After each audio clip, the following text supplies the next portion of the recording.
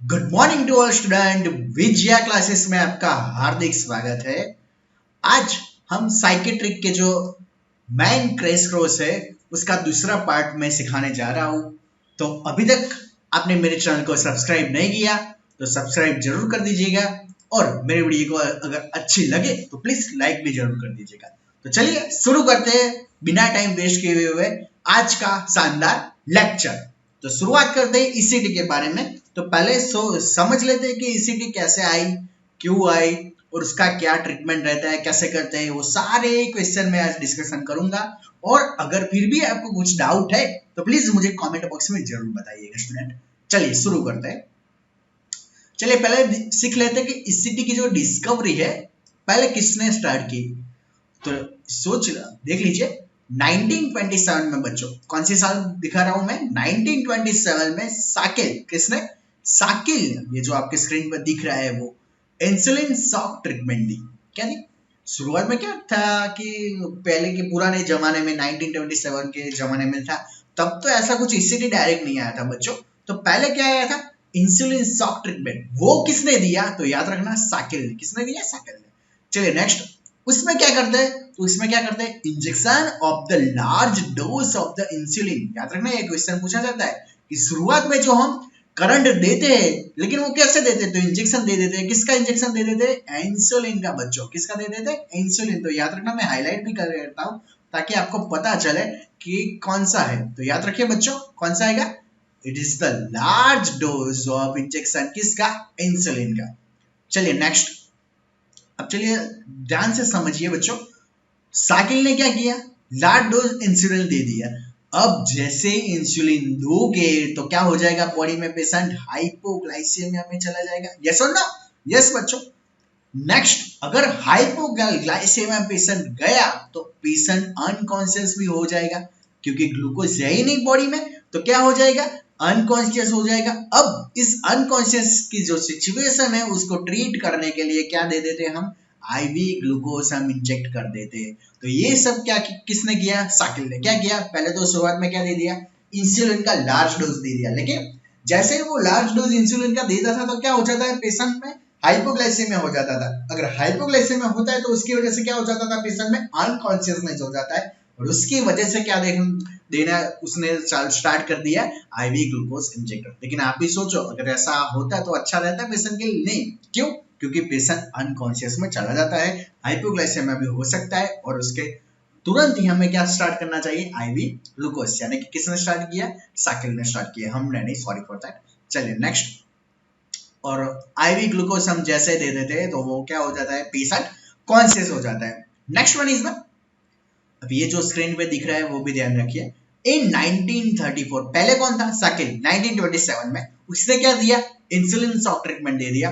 अब Ladislas Meduna है, it is the given to the seizure. इसने क्या कर दिया, सीजर दे दिया। किसने? लेडिस्लस मैडिना। ये नाम मैं हाईलाइट कर लेता हूँ, याद रखना, बहुत सारे एग्जाम में पूछा जाता है बच्चों।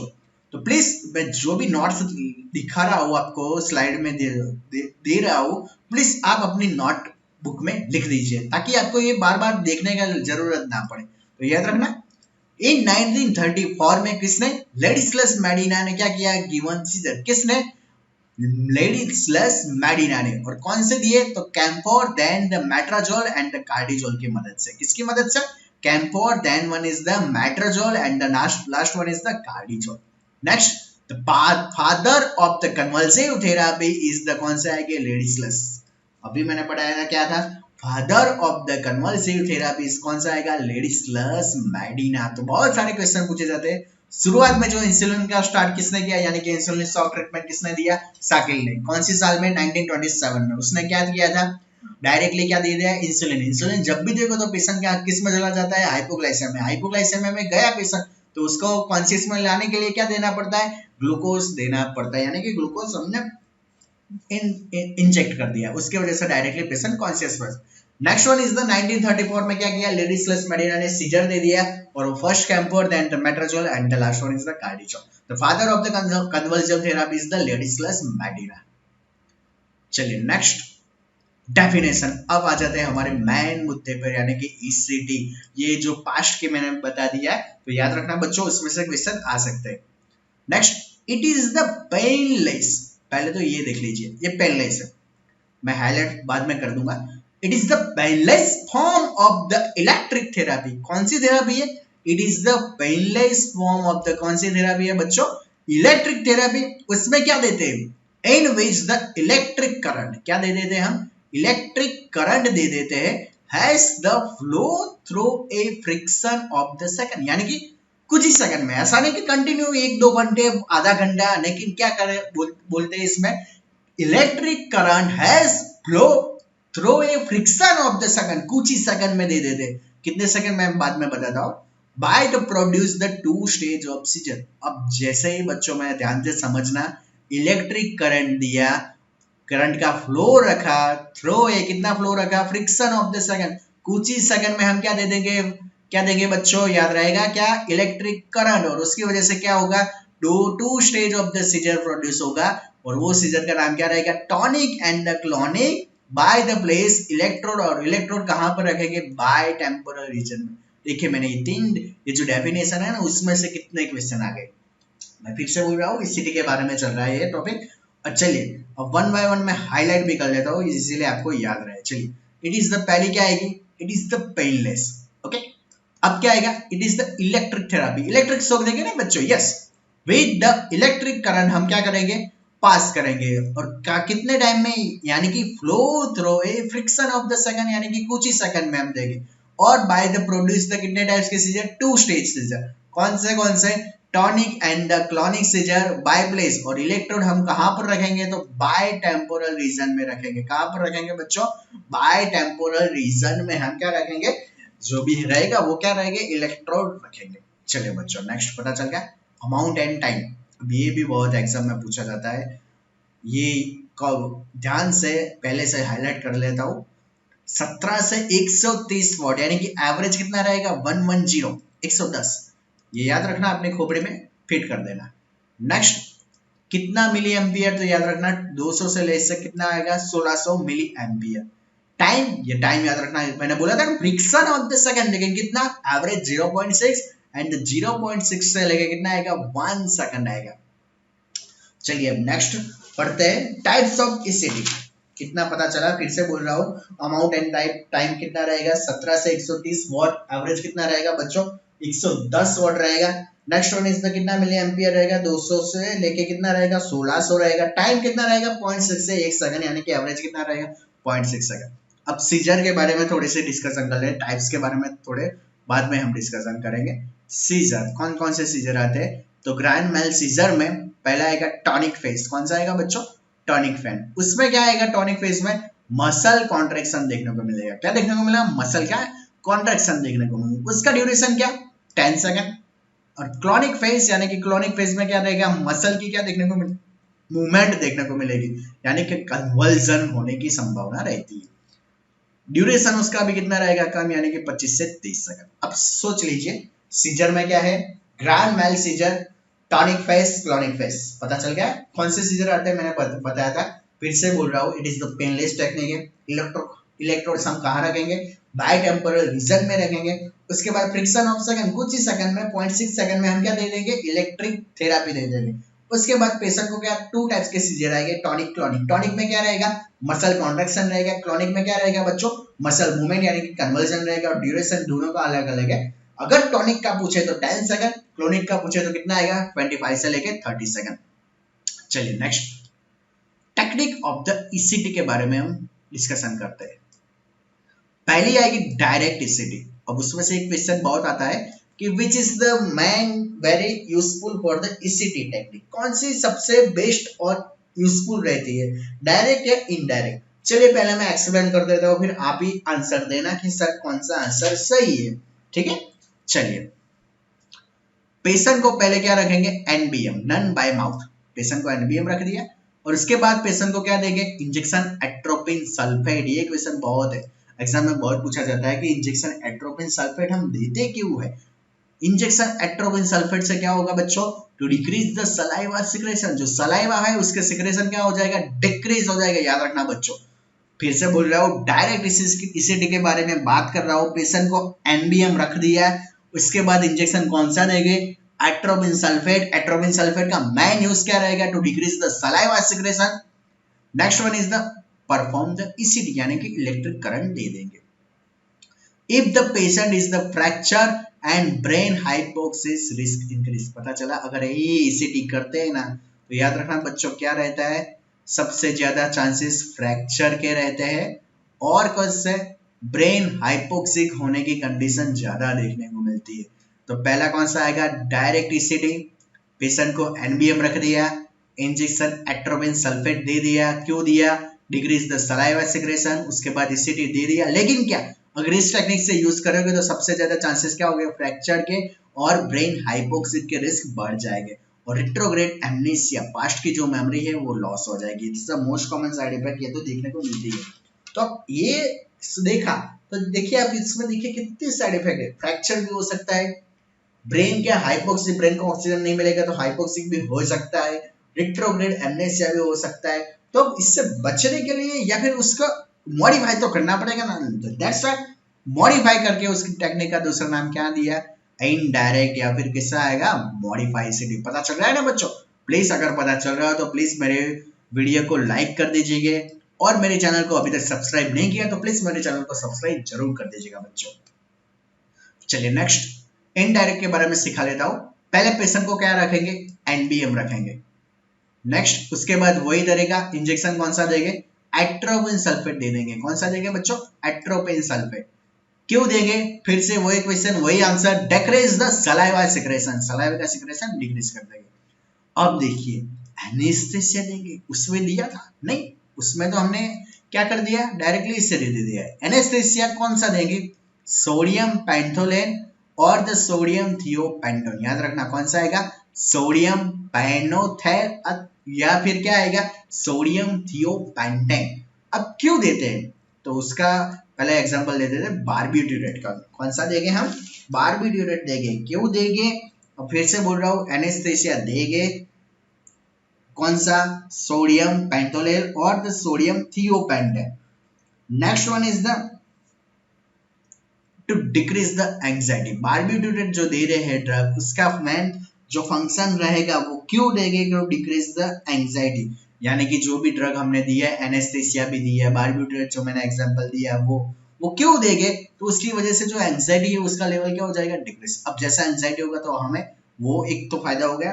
Next to given the muscle relaxation. ये बात भी याद रखना, ईसीटी देने से पहले कौन सी ड्रग देंगे? पहले एट्रोपिन दे दी, एनेस्थेसिया भी दे दिया। मसल रिलैक्सेशन कौन सी देंगे? सक्सेनाइल कोलाइन। ये भी याद रखना कौन सी? सक्सेनाइल कोलाइन। अब ये देने से क्या फायदा होगा? तो याद रखना बच्चों, to reduce the chance of the fracture. जो मसल रिलैक्स हो जाएगी, अगर मसल रिलैक्स होगी तो फ्रैक्चर होने के चांसेस बढ़ेगा या कम होंगे बच्चों? कम ही होंगे। तो that's why muscle relaxation drug देने से क्या फायदा होगा? जो फ्रैक्चर का चांसेस है वो क्या हो जाएगा? कम हो जाएगा बच्चों। लास्ट में हम O2 इनहालेशन, O2 का एडमिनिस्ट्रेशन करेंगे to reduce the chance of the amnesia. Amnesia को थोड़ा कम करने के लिए O2 के इनहालेशन करेंगे। क्यों? क्योंकि अगर ब्रेन में हाइपोक्सिया हो गया तो हाइपोक्सिया की कंडीशन की वजह से क्या हो सकता है? एमनेसिया।